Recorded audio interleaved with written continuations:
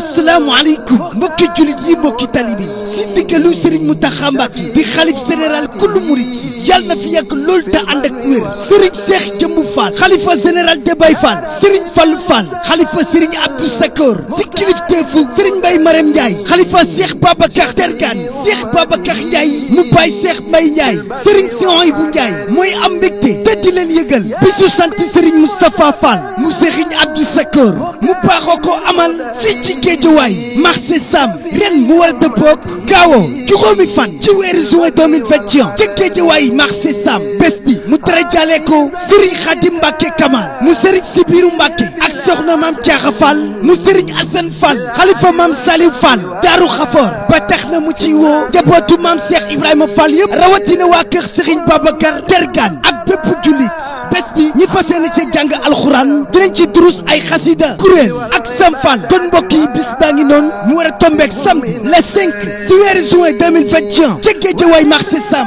Serigne Souhaïbou Ndiaye mooy sant Serigne Moustapha Fall Abdou Sakor di ci woo bépp murit rawatina képp kii wax ashadu an la ilaha illallah wa ashadu anna muhammad rasulullah lii ku ko dégg mooy sa woote